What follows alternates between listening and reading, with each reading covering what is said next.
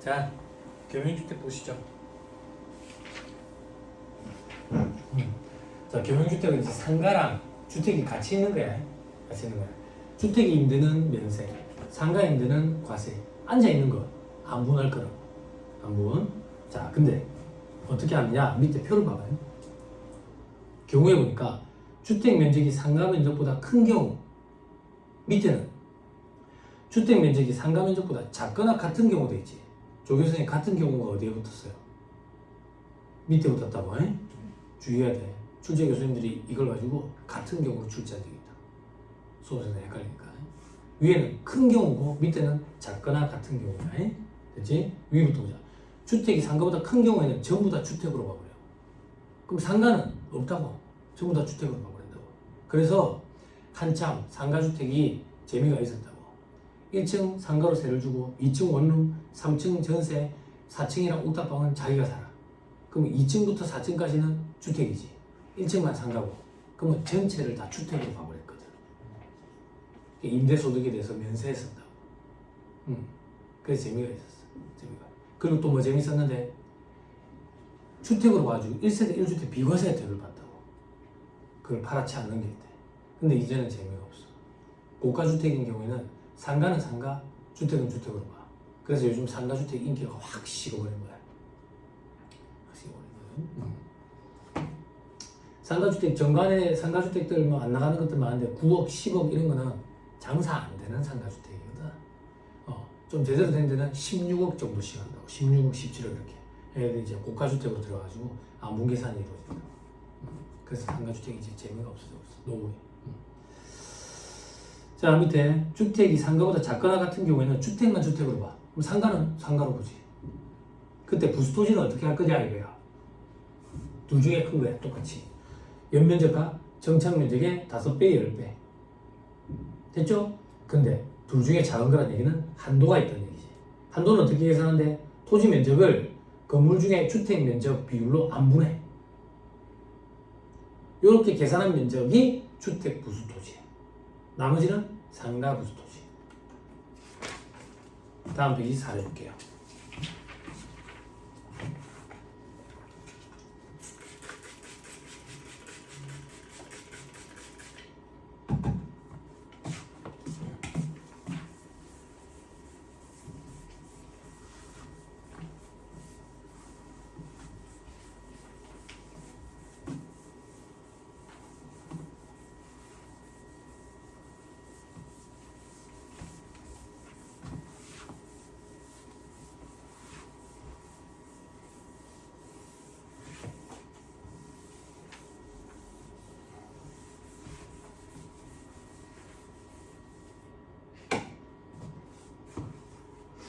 자, 4를 1번. 주택이 60, 상가가 40.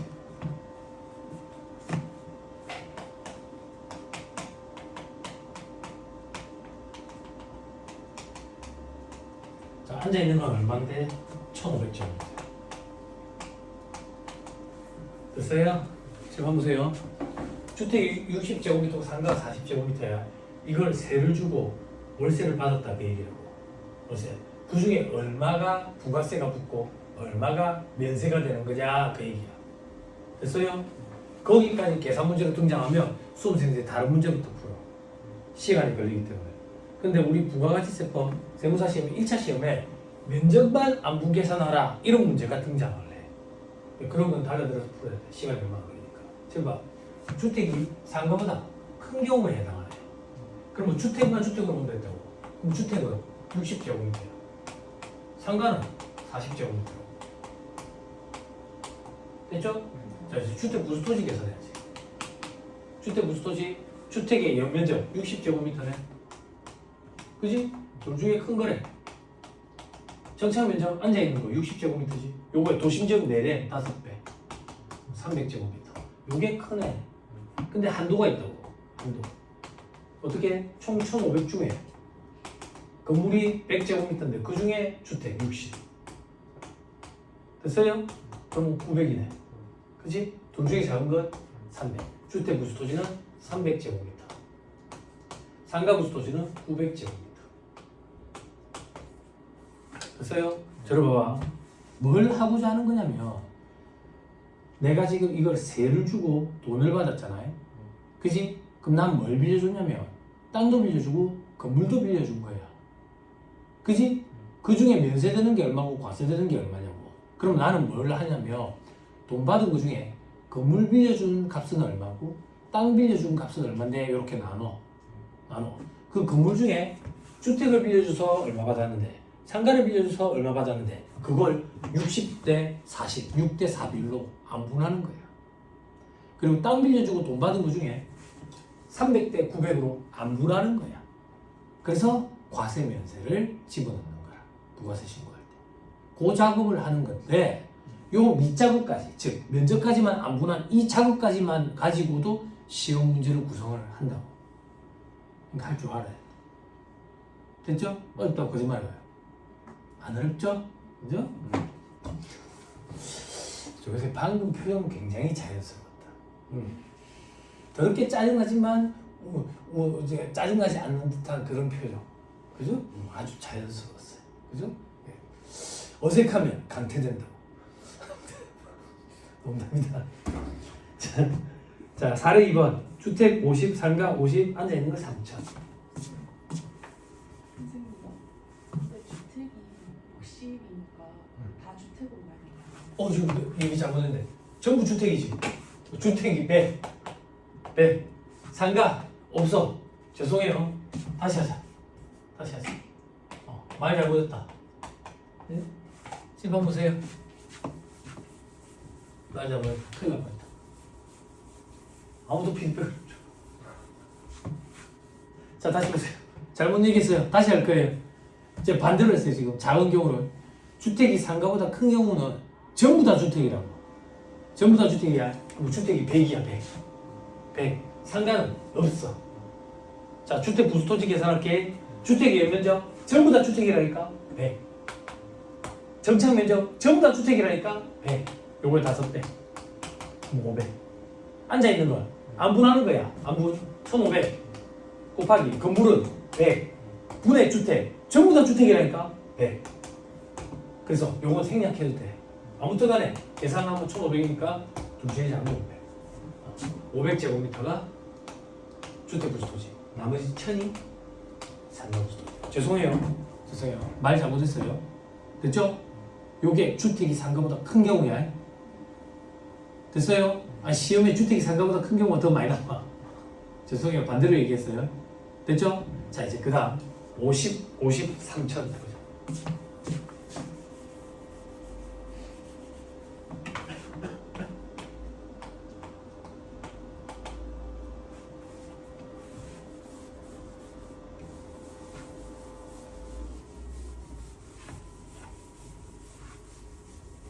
자, 칠판 50. 총 건물이 100제곱미터인데 그 중에 주택이 50제곱미터, 상가가 50제곱미터. 그럼 부동호를 따지면 작거나 같은 경우에 해당하게 돼. 그럼 주택만 주택으로 보면 됐다고. 50. 나머지는 상가지 뭐야? 그지? 됐죠? 자, 부수토지 계산해. 주택의 연면적 50. 됐죠? 정착 면적 50. 도심적 내래 5배. 둘 중에 큰 거. 한도가 있다고요? 한도는 지금 3천이야. 건물이 100. 그 중에 주택. 됐죠? 요게 작네. 이게 얼마였어? 250. 그래서 250이 주택 부수토지. 나머지 2750제곱미터는 상가 부수토지. 어려워요, 안 어려워요? 안 어렵죠? 자, 그 밑에 사례 3번 그림 봐봐. 좀 복잡하죠? 아직 등장한 적은 없는데 전국에 있는 유명 강사 모든 강사가 곧 등장할 가능성이 높다라고 얘기하는 거예요. 3개 층으로 돼 있어요. 실질적으로 겸용주택, 상가주택도 층이 보통 4층짜리가 거래가 많이 돼. 4층짜리가. 그런 생각 안 해봤어? 상가로 세를 주고 돈을 더 많이 받을 것 같은데 왜 1층만 상가로 세를 주고 2층부터는 원룸 전세 왜 저렇게 주지 집으로? 그게 1세대 1주택 비과세 혜택 받으려고 그래. 그리고 요거 면세 적용 받으려고. 그래서 주택이랑 상가인 경우에 부가세가 붙고 안 붙고 차이 때문에 취등록세 그리고 부가세 이런 게 차이 확 나. 금액이 몇 천만원씩 차이가 난다.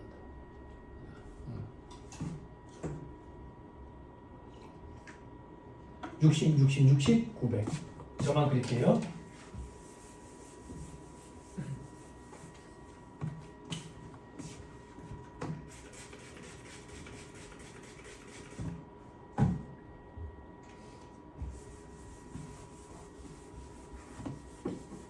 지우는 게 일이다.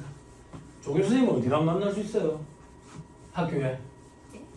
보드마크가 없어. 학교에 칠판은 있는데 보드마크가 없다고. 애들이 일부러 숨기는 건가? 애들이 일부러 숨기는 거 아니야? 이거 보드마크가 없는데 어떻게 해야 되냐? 애들 아무 말도 안 해. 말도 안 해. 그지? 그냥 가자 그 얘기겠지.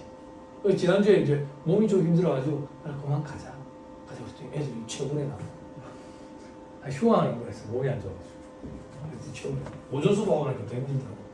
그래서 휴강을 좀 했는데 보드마크 좀 구해줘. 보드마크 없어요. 애들이 안 도와줘요 절대. 주택이 60, 상가에 60.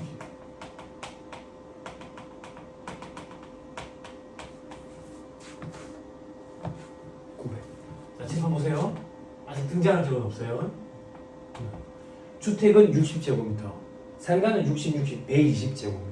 합치니까 주택이 상가보다 작거나 같은 경우에 나오네. 됐죠? 그럼 주택만 주택이 된다고? 주택 60제곱미터. 상가는 120제곱미터. 됐죠? 자, 이제 잘 봐. 정착 부수 토지. 주택 부수 토지부터 계산할 거야. 주택의 연면적 60제곱미터. 정착 면적. 정착 면적은 땅바닥에 붙은 게 정착 면적이거든. 얘는 하늘에 떠 있다고. 땅바닥에 안 붙어 있어. 그지? 그래서 이렇게 쪼개는 거야. 하나, 둘, 세 개로 쪼개져 있지. 이걸 이렇게 세로로 하나, 둘, 세 개. 주택, 상가, 상가 이렇게. 그럼 요 앉은 거는 3분의 1이겠네. 그지? 이렇게 계산할 거야. 요거에 5배. 암사트림 뭐 얘기해 주세요. 됐죠? 둘 중에 큰 건 예. 됐죠? 근데 한도가 있대. 한도. 총 900제곱미터. 건물이 60, 60, 60, 180. 그 중에 주택 60. 그지? 얼마? 300. 맞지? 둘 중에 작은 건 100제곱미터. 상가부수 토지는 800제곱미터. 이렇게 합니다. 할 수 있겠죠? 정착 면적만 좀 주의하면 돼. 됐죠? 그렇죠? 그리고 사례 4. 사례를 이제 한 개 더 들어 놓으셨더라. 또 해보자. 주택이 200 그리고 상가는 100. 주택 100, 100, 100, 1500.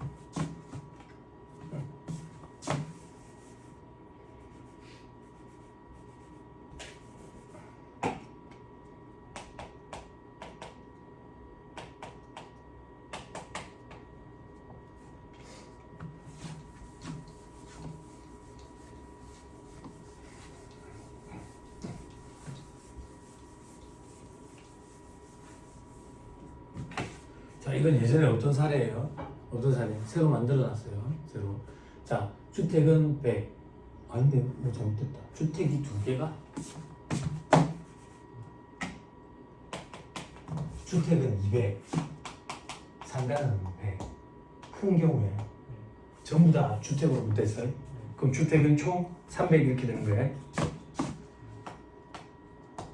됐죠? 됐죠? 상가는 없어요. 그래서 자, 부수토지 계산하는 거 봐봐요. 소지. 자, 연면적 전부 다 주택이야.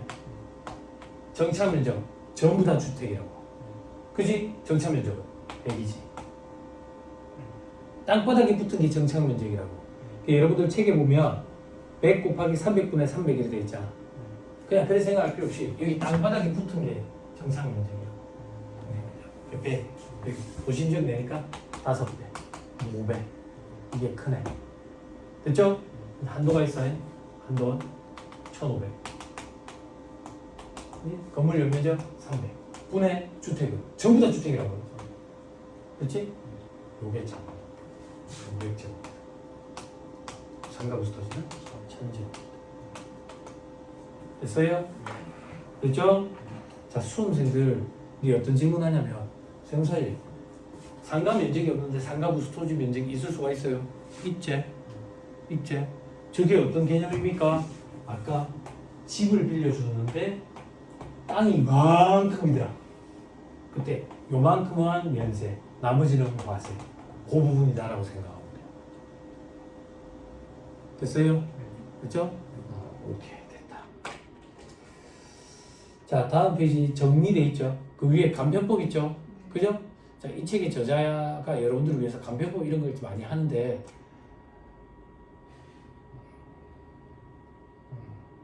막 그리 간편하지 않아요. 뭐라고 얘기를 해야 될까? 그냥 이래 하면 돼. 간편법이라는 새로운 방법을 암기하는 게 도리어 힘들어. 그냥 오래 하면 돼. 별 차이도 없어. 별 차이도 없어. 정말 간편하려면 직관적으로 팍 보여야 된다고. 그런 방법은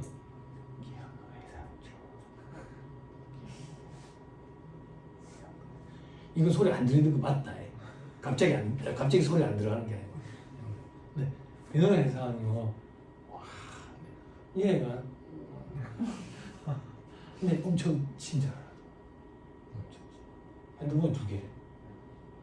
너 전화 받으려고 1개. 나머지 1개 거래처 사장 전화 받으러. 세무사님이 그래 안 합니까? 나 그래 안 해. 그러면 저희가 전화하면요 안 받지. 그래서 사장이 전화하면 받고. 농담이다. 하지 마. 근데 안 받는다 진짜. 문자 보내도 답도 안 하는데. 나는 친절하지 않아. 자, 밑에 정리. 주시지 마. 왜? 배운 게 이거밖에 없는데 무슨 정리를 해. 그치? 근데 참고삼아 소득세 한 거야. 소득세. 임대소득에 대한 소득세가 비과세되는 주택 판단할 때 처리 방법 오른쪽에 똑같네? 그치? 그치? 밑에까지 양도소득세 봐봐. 비과세되는 1세대 1주택 판단 시 오른쪽에 똑같네? 그치? 그치? 근데 저 밑에 별표시 봐봐. 다만 고가 겸정주택인 경우에는 어쩌고 저쩌고 돼 있지. 이 규정이 들어온 게 몇 년 안 됐거든.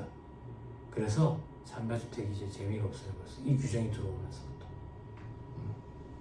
문의도 확 떨어지고, 그래서 값도 확 떨어지고. 그래서 내가 갖고 싶은 거 이제 확 떨어졌어. 진짜 정관에 그 괜찮은 데가 있어. 오늘날인데 나중에 인터방에 있는데 엘리베이터가 있어. 어르신들이랑 같이 살기엔 참 좋다. 근데 왜 불거리냐면 엘리베이터 문이 딱 열리잖아. 딱 열리잖아. 이런 느낌이 아니라 엘리베이터 문이 딱 열리면 거실이야. 그래서 나 처음에 좀 당황했다고. 왜 당황했는데 엘리베이터에 신발을 벗고 내려야 될 것 같아. 거실이라서. 그냥 엘리베이터 문이 열리고 거실이라니까. 무슨 말인지 이해돼. 여기 엘리베이터 문이 열렸는데 여기 바로 강의실이라고 생각하면 돼. 아이고 노홍철이 막 춤추는 거야. 그 신발을 어디 벗어야 될지 모르겠더라고. 신고 들어오래. 나 중국인가 싶었지. 중국인가? 잠깐. 자, 됐지요? 됐어요?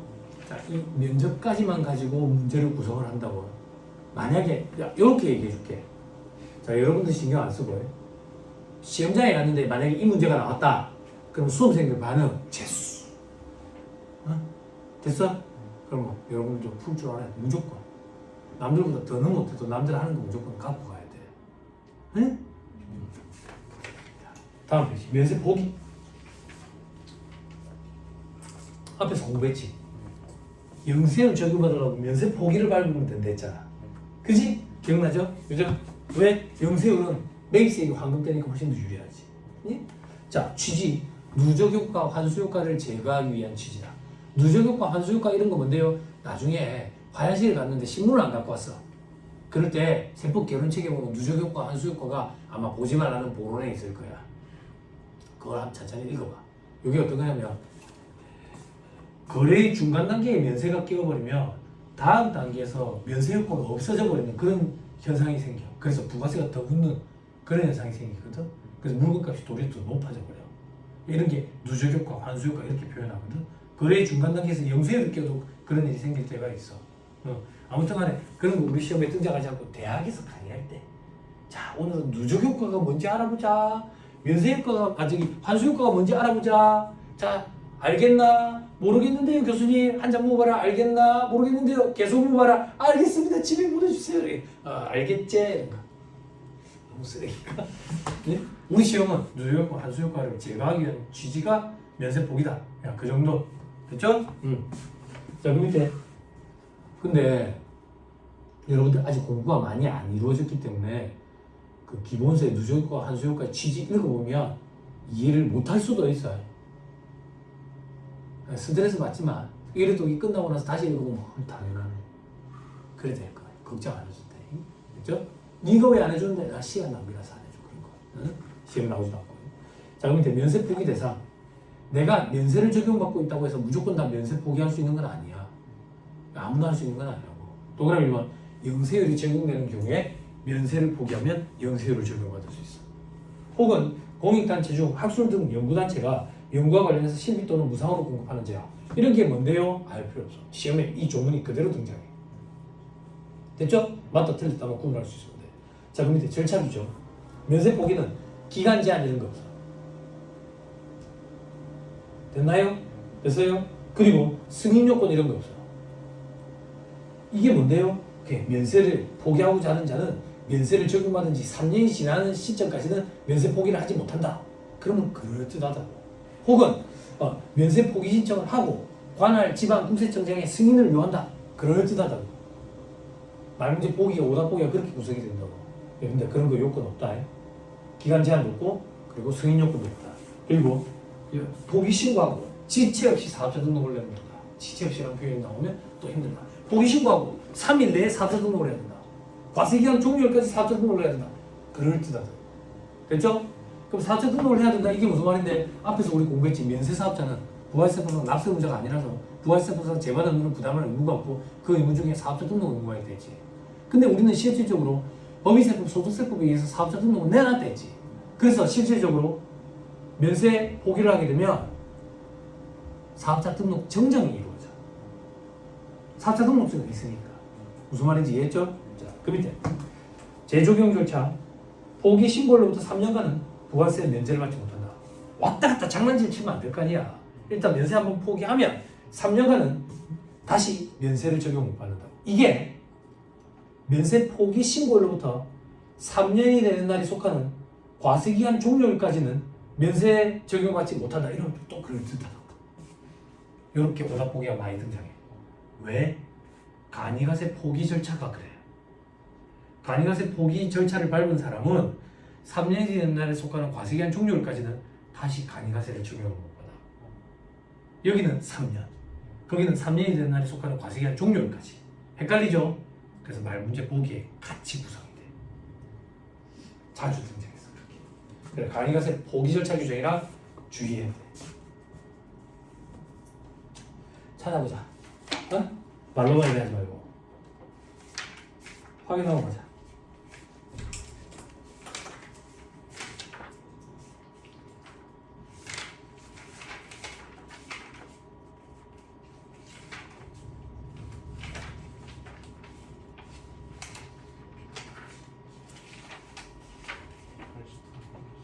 백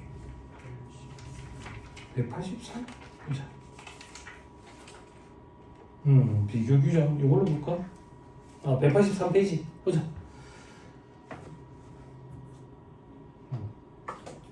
182페이지 맨 위에 3번에 간이가세 포기 후 재적용돼 있죠. 파란 글씨 보세요. 3년이 되는 날에 속하는 과세기간까지는 간이가세자가 다시 못 들어가. 다시 들어오세요. 면세 포기는 3년이 아니라 3년이 되는 날에 속하는 과세기간 종료일까지 이러면 그럴듯하다고요. 주의에 몇 번 등장했어요? 됐어요? 자, 돌아오시고 그 다음 재적용 주체 또는 니은 3년이 지난 후에 면세 적용 시고서 제출 안 하면 계속 면세 포기 상태로 지속돼. 됐죠? 그 밑에 포기 범위 둘 이상 면세 사업을 영위할 때 면세 포기하고자 하는 재화 용량만 구분해서 면세 포기하는 거예요. 그러니까 내가 면세 사업을 한 3개 해. 그 중에 한 개만 포기도 된다 그 얘기야. 됐죠? 자 그리고 동그라미 2번. 영세율 적용 대상이 되는 것만 면세 포기한 사업자가 면세되는 재활용료를 국내에 공급하면 면세 포기의 효력이 없다. 자 이게 무슨 말인데? 내가 고등어를 유통하는 사람인데 전량 다 해외에 수출해. 그럼 영세율 적용받을 수 있잖아. 그래서 내가 면세 포기를 한 거야. 면세 포기해서 영세율 적용받고 있다고. 근데 갑자기 국내에서 오더가 들어온 거야. 그래서 국내에 유통했대. 이거는 면세라고. 면세잖아. 수출한 게 아니니까. 그걸 세법에서는 면세 포기의 효력이 적용이 안 된다라고 얘기하는 거야. 그러면 면세란 얘기야. 됐죠? 오케이.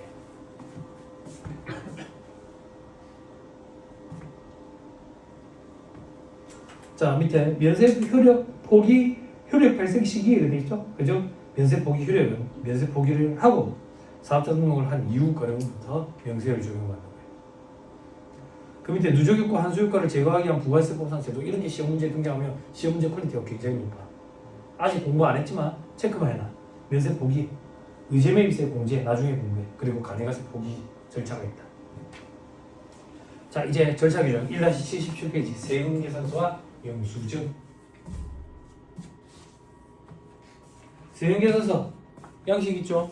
그 위에 줄에 부가가치세, 소득세, 법인세, 과세자료, 영수증, 송장, 청구서 등의 기능을 수행한다. 중요합니까? 안 중요하거든. 근데 이걸 가지고 출제 교수님이 시험 문제에 오답 보기를 만들었어. 여기에 계약서까지 집어넣은 거야. 계약서의 기능은 없는데 이런 보기는 좋은 문제가 아니야. 좋은 보기가 아니야. 그래서 그 이후로 다시 등장한 적은 없는데 아무튼 요게 그래서 정답이었어. 그래서 옆에 계약서의 기능은 없음 이라고 그 다음부터 책이 실리기 시작했다. 그죠? 세금계산서 이렇게 생겼어요. 너무 안 돼. 자, 발급 절차. 공급자가 2장을 작성해서 한 장씩 나눠 붙인다고. 한 장씩 나눠 붙인 걸 근거로 공급자는 매출세액을 납부하고 공급받는 자는 매입세 공제를 받아. 그럼 요걸 국세청이 증빙 자료를 제출하면 국세청이 폭발한다 했지. 그치? 요거는 5년간 보관을 하고 요걸 한 장의 표에 일목요연하게 정리된 표를 제출하는데 그 표의 이름이 합계표로. 그래서 공급자 입장에서는 매출체별 세금계산서 합계표, 공급받는 자 입장에서는 매입체별 세금계산서 합계표. 됐어요? 됐죠? 공급하는 자 입장에서 매출체별 세금계산서 합계표를 제출 안 했대. 그러면 밑에 말한 것이 매출체별 세금계산서 합계표 불성실 가산세라는 걸 내게 된다고. 가산세는 나올 때마다 가서 확인하자 했지. 갑시다. 오케이.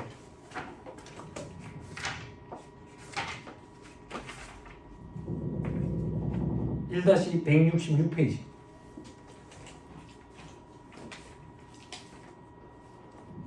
위에 또 뭐 두드리 깨는 거야 이제 또 옆이야? 위에 두드려 안 깼으면 좋겠는데 겁나는데 미친가? 위에 아니 좀 세상이 무슨 뭐 땅이 꺼지는 세상이니까 하늘도 무너지겠다 이제. 자 그럼 한번에 매출차별 세금 자 스트레스 받지 말고 응원해주는구나. 우리를 동기부여 시켜주고 북돋아주는구나 이 소리가. 그지? 조개는 돌아야 합니다. 자 그래 생각하자. 매출차별 세금에서 합계표 불성실 가산세 오른쪽에 제출하지 아니한 경우 0.5%. 또 그럼 이번에 부실 기재한 경우도 0.5%. 부실 기재는 뭔데? 괄호 안에 기재 사항 중 거래처별 등록번호 혹은 공급가액의 전부 또는 일부가 적혀있지 않거나 사실과 다르대. 그럼 0.5%. 그 밑에 동그라미 3번 지연 제출한 경우 그때는 0.3%. 지연 제출은 뭔데? 예정신고 때 제출해야 되는 걸 깜빡하고 확정신고 때 제출했대. 그러면 0.3%. 됐어요? 돌아오세요. 자 이제 공급받는 자 보자. 공급받는 자가 매입체별 세액에서 합계표를 제출 안 했대. 그러면 가산세가 없다. 왜 가산세가 없는데? 전단계 세금공제법에 입각해 있다고. 요거를 제출해야 세금계산서로 확인이 되는 거거든. 요걸 제출 안 하면 확인이 안 되니까 매입세 공제 자체가 안 돼. 매입세 공제 자체가 안 되는 게 훨씬 더 큰 불이익이기 때문에 가산세를 별도로 또 매기지는 않아. 됐죠? 자 밑에 발급 및 전소. 발급 의무자, 과세사업자 세금계산서 발급하지. 그리고 이제 법이 바뀌어가지고 간이가세자도 원칙적으로 세금계산서 발급 의무가 있다. 다만 4,800이 안 되는 사람은 발급 못한다 했지. 기억나죠? 그죠? 첫 시간에 했었다. 자, 밑에 면세사업자. 면세사업자는 발급은 X. 발급 자체가 못해. 발급을 못해. 면세사업자는. 대신에 면세사업자는 계산서라는 걸 발급한다고. 계산서는 세금계산서랑 똑같이 생겼는데 부가가치세 적는 란이 없어. 세금 적는 란이 없다고. 그래서 계산서야. 됐죠? 영수증 발급. 밑에도 영수증 발급. 그게 뭔데? 영수증 아직 공부 안 했어요. 조금 있으면 해. 둘 다 영수증은 발급할 수 있네. 자, 그 밑에 전자세금계산서. 세금계산서는 종이로 된 게 있고 전자가 있어. 종이로 된 건 일반 세금계산서 이렇게 표현해. 현업에서는 페이퍼 뭐 이렇게 표현하고. 그리고 전자세금계산서가 있어. 전자세금계산서는 법인과 개인 중에 의무발급 사업자가 있어. 이 사람들은 무조건 전자로 발급해야 돼. 그 사람들이 누군데? 일단 법인. 그리고 전자세금에서 의무발급 사업자. 이 사람들이 누구냐고. 1-79페이지. 매니의 동그라미 1번 대상. 직전 연도 한 해 사업장별 재화용료 공급가액 합계액, 면세 공급가액 포함해서 합계액이 8천만 원 이상인 개인 사업자. 이런 사람들이 전자세금에 있어서 의무발급 사업자야. 이게 해마다 줄어가지고 지금 8천만 원까지 줄었다고. 됐나요? 단계적으로 줄었어요. 한 번에 8천으로 온 게 아니라. 여러분들은 그런 거 기억할 필요 없이 그냥 8천만 원으로 기억하면 돼요. 여러분들 2025년에 시험장 들어갈 거 아니에요? 아니지. 지금 2025년이지. 2026년에 들어갈 거 아니에요. 그럼 시험 문제는 올해는 2026년이다. 항상 이렇게 나와요. 됐죠? 시험치기 하루 전날 세법 규정에 따라 가지고 시험 문제를 풀도록 되어 있다고. 됐죠? 그래서 여러분들은 8천만 원 이상이라고 생각하고 들어가면 돼. 됐어요? 됐죠? 그리고 의무발급 대상 기간이 있는데 이런 거 기억하지 말고 동그라미 3번 통지 있죠? 그죠? 이런 것들은 너무 구석져서 못 갖고 들어가요. 그럼 여러분들은 발급해야 하는 날이 시작되기 전에 관할 지방구세청장이 관할 세무서장이 통지를 해주더라. 요 정도만. 그 통지가 뭔데? 귀하는 이제 전자세금에서 의무발급 사업자가 되었습니다. 이제는 전자세금에서 발급하셔야 됩니다. 이런 통지문을 보내준다고. 사실 절차에. 그 정도만 하자. 그 얘기야. 1개월, 3개월, 5개월 암기 못한다고. 시험에 나오면 틀리자고 그냥. 다 못 갖고 간다고. 자, 다시 돌아오세요. 그리고 두 번째 점. 전자세금에서 의무발급 사업자 외의 사업자도 전자세금에서 발급하고 싶으면 발급하면 돼. 그죠? 위에서 봤던 건 의무발급 사업자. 의무발급 사업자가 아니더라도 발급하고 싶으면 발급하면 된다고. 됐죠? 자, 그 밑에 전송 돼 있죠? 전송. 자, 이건 무슨 말인데? 전자세금계산서를 발급한다는 얘기가 어떤 얘기냐면 학생들은 좀 애매모호할 텐데 과거에는 세금계산서 묶음을 사가지고 쓰면 뒤에 먹지가 되어 있어가지고 한 번만 쓰면 2장이 나와. 요거를 내 한 장, 이 한 장 이렇게 나눠 가진다고. 근데 이걸 전자로 발급하는 거야. 전자로 발급한다는 얘기는 어떤 얘기냐면 컴퓨터 화면에 세금계산서가 떠. 거기에 우리가 손으로 쓰는 걸 타이핑 치는 거야. 타이핑 쳐. 타이핑 쳐가지고 이 사람한테 이메일로 보내줘. 이메일로. 그렇게 한 개씩 나눠가죠. 그리고 이걸 구세청에 보내줘야 된다고. 그게 전송이야. 언제까지 보내줘야 된다고 돼 있어? 다음 날이야. 전송 의무는 다음 날까지요.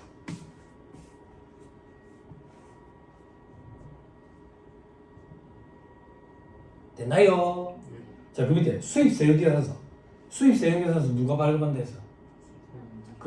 다음 페이지. 박스 2번. 전자세액계산서 발급, 전송을 하면 혜택이 있대. 혜택. 그래야지 발급하려고 할 거 아니야. 그리고 제재도 있고. 스틱 앤 캐럿이라고. 스틱만 갈 수는 없다고. 그지? 반발시키니까. 자, 혜택은 어떤 혜택이 있는데 전자세액계산서를 발급하거나 발급받고 그 명세를 공급시기가 속하는 과세기간 마지막 날. 그게 무슨 말이야? 예정신고기간인 경우에는 예정신고기간 3월 말, 6월 말, 9월 말, 12월 말의 다음 달 11일까지. 그러면 4월 11일, 7월 11일 도와주세요. 10월 11일, 1월 11일까지 전송하면 혜택. 예정신고, 확정신고 때 학계표 제출 안 해도 돼. 학계표를 제출해야 그걸 근거로 매출세, 매입세액을 계산을 하잖아. 근데 이걸 우리가 이미 국세청에 보내놨대. 국세청 전산에 들어가 있다고. 그럼 우리가 이거 제출 안 해도 된다 그 얘기야. 됐어요? 페이퍼가 확 줄어들겠죠. 보관해야 되는 페이퍼가 전자로 다 되니까. 그리고 또 그러면 5번, 2번 세금계산서도 5년간 보관한 거 이거 보관 안 해도 돼. 쓰레기라고 이거 쓰레기. 뭐 회계사무실 할 때 회계사무실은 다른 전문 자격사랑 좀 다르게 다른 전문 자격사가 어떤지 뭐 솔직히 잘 모르겠지만 평수가 조금 커야 되는 이유가 정비 창고가 있어야 돼. 업체에 갖고 가라면 뭐 쓰레기라고 안 갖고 가. 그러니까 내가 계속 쓰레기를 보관하고 있어야 되거든. 쓰레기 창고처럼 정비 창고가 있어야 되는데 전자로 발급하면서 그 정비 창고가 확 줄어버린다. 자, 그 다음 또 그러면 3번 전자세금에서 발급 전송에 대한 세액공제라는 혜택을 줘. 혜택을. 이 세액공제를 어떻게 해주는데 발급 건당 200원씩 연간 100만 원 한도 내서 세금을 공제를 해준다. 됐어요? 자, 이건 무슨 말입니까? 들어보세요. 전자세금계산 제도가 처음 도입이 됐다고. 그럼 이걸 안정화 단계에 접어들기 전까지 캐럿은 좀 줘야 될 거 아니야. 혜택을. 그 혜택이 이 혜택인 거야. 발급을 이걸 많이 해라. 발급 한 건당 200원씩 세금을 줄여줄게. 근데 연간 한도가 100만 원 내에서. 그래서 전자세금계산 제도가 안정화 단계에 접어들었어. 그래서 더 이상 이 혜택을 안 줬다고. 안 줬다가 최근에 다시 부활했어. 경기가 안 좋아서 부활한 것 같아. 개인 자영업자들의 혜택을 주기 위해서. 그래서 다시 부활을 했는데 한시적으로 혜택을 주는데 경기가 나아질 기미가 안 보여. 그래서 그 기한을 연장을 시켜버렸어. 그럼 언제까지라고 돼 있어요? 2027년? 2027년이 올까? 안 올 수도 있겠지? 이런 건 우리가 암기하는 거 아니에요.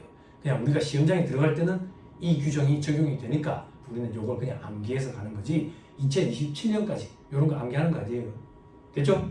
우리가 시험장에 들어갈 때는 전자세금에서 발급세액공제 혜택이 적용이 된다. 발급 건당 200원씩 연간 한도야. 부가세 과세기한은 일반적으로 6개월이잖아. 이건 1년을 얘기하는 거야. 연간 한도 100만 원.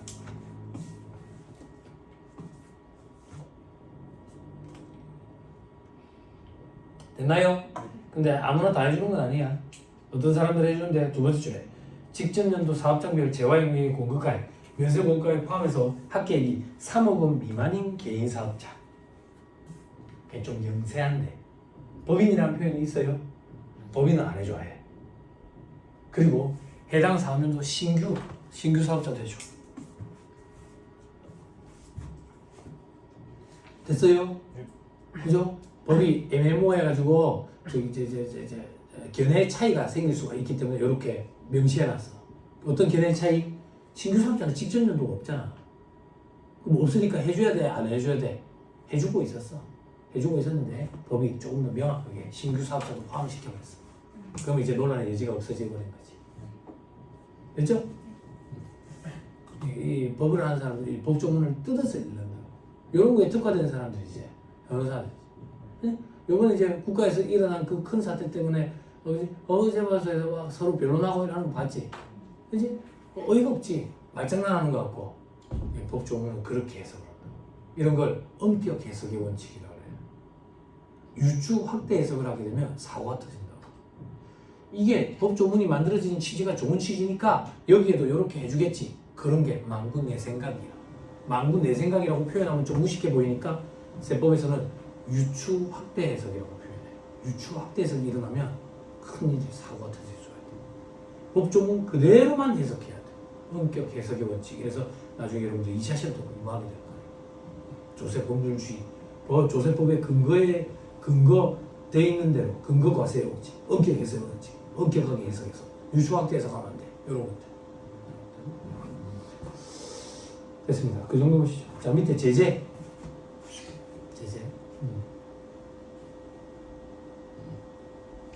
제재하니까 생각이 어제 사장님들이 문자가 오는데 어제 사장님들이 재무제표 이렇게 쓰시는 분들이 계십니다. 혹은 재무제표.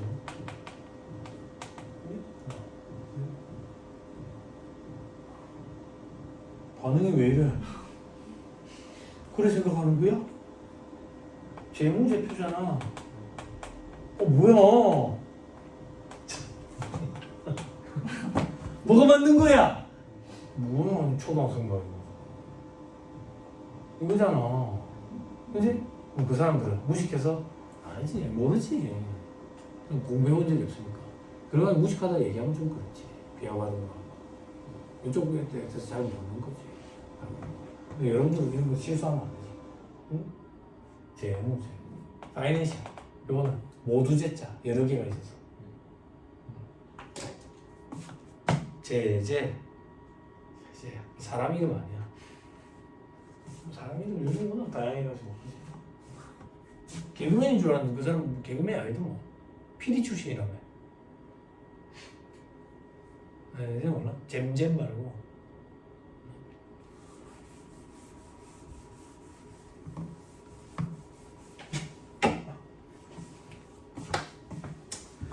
전자세형계산서 전송불성실 가산세.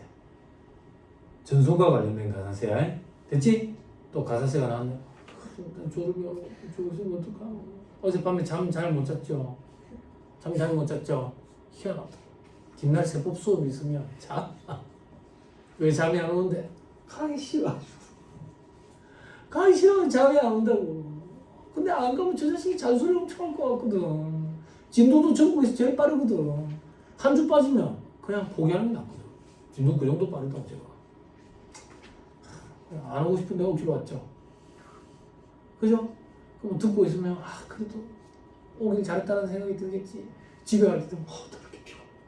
저 자식은 농담을 많이 하는데도 불구하고 왜 이렇게 피곤하지? 막 이렇게. 응? 제 수업의 특징이 엄청 피곤하다. 가산세 갑시다. 확인하러 갑시다.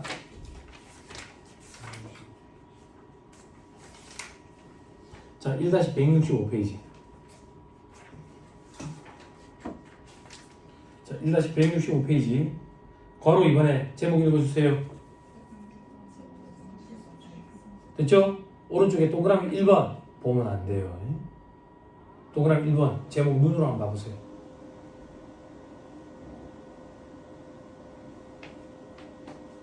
됐어요?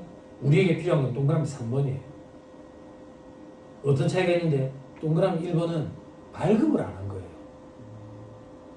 동그라미 3번은 발급을 했는데 전송을 안 한 거예요. 됐어요? 손가락 잠깐만 끼고요. 여기에 1-80페이지 와봐요. 1-80페이지에 밑에 괄호 2번에 세금계산서 미수수 필요적 기재사항에 부실 기재시 제재돼 있죠. 그때 공급자가 있고 공급받는 자가 있죠. 그 밑에 동그라미 기억에 1% 동그라미 니은에 2% 있죠. 이게 발급과 관련된 거예요. 이건 조금 이따 할게. 우린 지금 전송과 관련된 걸 하는 거예요. 자, 다시 돌아와서 1-165페이지 동그라미 3번 전자세형에서 전송불성이 가산세 지연전송 0.3% 미전송 0.5% 지연전송과 미전송이 뭔데? 다음 페이지 별표시 5번 다음 페이지 여기서 지연전송이란 전자세형에서 발급한 사업자가 발급을 했어요. 전송을 해야 되는데 공급시가 소속하는 과세기한에 대한 확정신고 기한까지 전송을 했대. 그 밑에는 그때까지도 전송을 안 했대. 들어보세요. 전송 언제까지 해야 돼요? 다음 날이라니까. 근데 다음 날까지 전송을 안 했어. 가산세 문제가 생긴다고. 확정신고 기한까지 전송하면 지연전송 0.3%. 그때까지 전송을 안 하면 미전송 0.5%. 됐죠? 됐죠? 빨리 가산세 확인하고. 가산세 주의해요. 저는 볼 때마다 헷갈리거든. 이게 예전에 한시적으로 0.2%, 0.3% 해줄 때가 있었어. 그지? 아는 게 많으면 도리어 헷갈려. 그래서 이 바닥에서 오래 공부한다고 합격률이 높아지는 게 아니고. 여러분들은 그런 거 들어본 적 없으니까 그냥 도화지, 하얀 도화지에 0.3%, 0.5% 이거 하나만 기억하면 되지. 됐어요? 다시 돌아오세요. 됐네요. 자, 잠깐 쉬었다가 1-80페이지 세형계산서 기재사항부터 얘기해보죠. 잠깐 쉬었다 합시다.